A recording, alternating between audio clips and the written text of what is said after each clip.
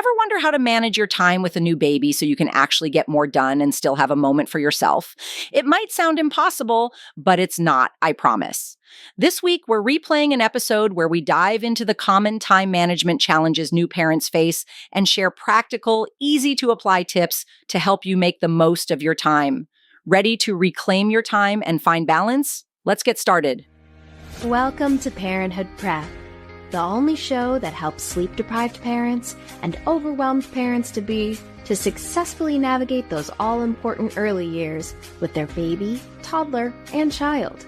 If you're ready to provide the best care for your newborn, manage those toddler tantrums, and grow with your child, you're in the right place. Now, here's your host, baby and parenting expert, Devin Clement.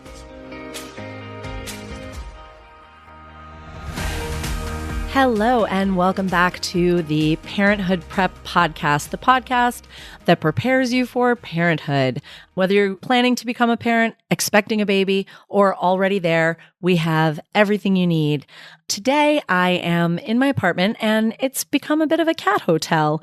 I do volunteer work with some rescue organizations, and we have a few cats that are sort of in the process of moving to foster homes or being fixed and returned to their colonies, and they're all sort of staying in various rooms and spaces in my house. So that's interesting. I'm a little bit of a cat hotelier for the weekend. Today, we're going to be talking about how to get things done when you have a baby. Time management is so important, and it becomes so difficult when you have a little person who just does not want to wait for anything. They do not have patience. You can't punt their needs to tomorrow the way you can with business calls or emails or whatever. You just have to do what they need when they need it, at least in those early days. So I always think that this is something that is so hard to understand before you have a baby. Like, yes, you think, oh, well, yeah, I'm going to be spending time doing things for my baby, feeding them, changing their diaper, but really they're going to be sleeping most of the time or just hanging out. And a lot of the time that's not true. They just need things constantly. And there's also a lot more stuff that you have to take care of. They have clothes and food and things that you need to clean and deal with. Something that always makes me laugh, I'll be talking to a potential sleep training client and I'm like, okay, what would be different about your life? What would be improved if your baby was sleeping well, napping well, doing this stuff? And I have to tell you, like half the time they say, I would be able to do the laundry. I just want some peace so I can cook and clean. And I'm like, wow, those are lofty goals. It's great. I love people feeling like they're staying on top of their to-do list and feeling productive, but it's also kind of a bummer, like that your life is so difficult that doing the laundry would be a treat for you, or, it's so challenging that you can't even get like the most basic chores done. And I want to help you guys. I want to help you make that easier to find the time not only to do the things that you need to do, like the laundry and the dishes, but also the things that you want to do, like spend time with your partner or go back to your hobbies or read a book or scroll on your phone. What the hell? That's what I do half the time anyway. Watch a TV show uninterrupted. So there's a couple of simple tips I'm going to give you that I want you to really retain and hold on to because they sound so simple, but they're actually can just make such a tremendous difference for you. The first one is based on a piece of advice that sort of famous love and relationship advice columnist and podcaster Dan Savage gives. Now, I have very mixed feelings about a lot of the advice he gives. Some of it's good, some of it's not so good, but this thing in particular, I think is really valuable and does not just apply to sex and relationships. And the way that he phrases this advice is fuck first. We're not going to keep saying that, even though I'm from New Jersey and I love an F word. We're going to say first things first, meaning don't wait. Just go ahead and do it. If it's a date night and you're going out to dinner and you're going to be eating a lot of food and you're going to be drinking wine and you're really looking forward to getting romantic at the end of the night, but then it actually reaches the end of the night and you're tired and you're a little drunk and you're overly full from dinner, you're not going to do it. So fuck first. Do it before you go out. If it's your, wedding day, do it in between the ceremony and the reception. Just do it when you want to do it instead of putting it off to a future point where it's going to be sort of ideal circumstances. Now, we know that nothing in life ever has ideal circumstances, right? So I'm going to expand this advice a little bit, and we're going to change it to do it first. And what that means is whatever you want to do it first. Whether it's take a shower, make a meal, do the laundry. When you have that moment of freedom, whether it's because your baby is playing by themselves peacefully or because you've gotten them down for a nap or because someone else is there, do it first. Just do the thing that you want to do. And what that means is that before you get that lovely, rare window of free time, you need to decide what the thing is that you want to do. So you're like, okay, at the next nap, the first thing I'm going to do is hop in the shower. Or I'm really tired, I'm going to try to take a nap.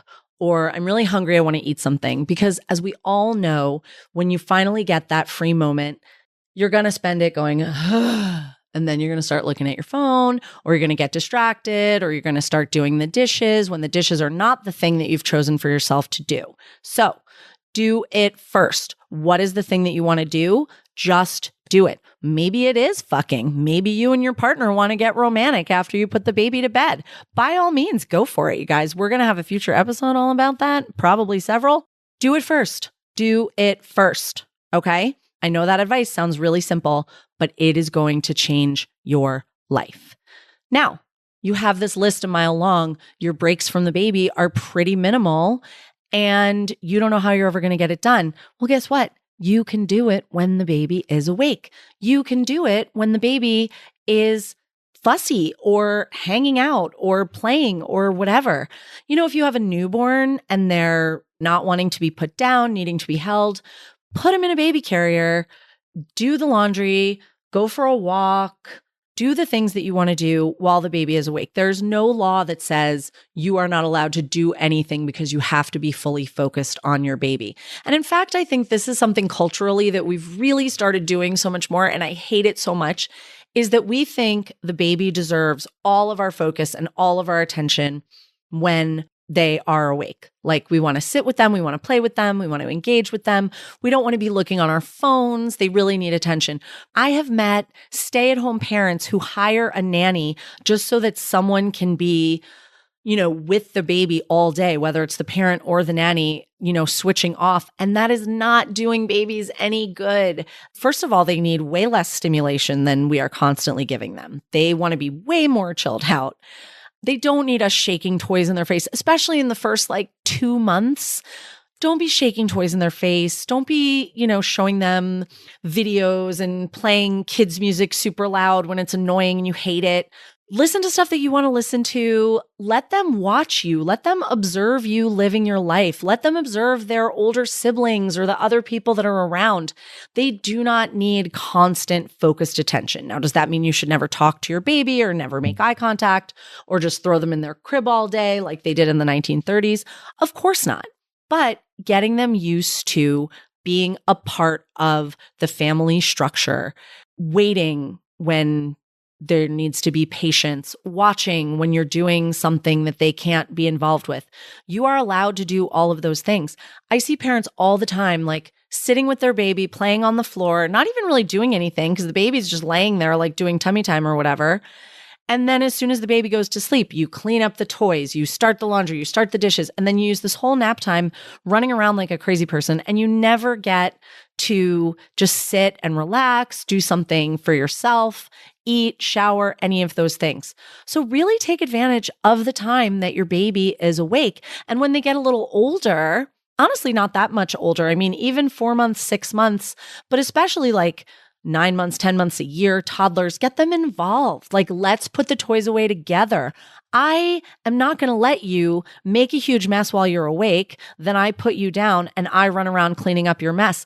That is teaching them the absolute wrong lessons.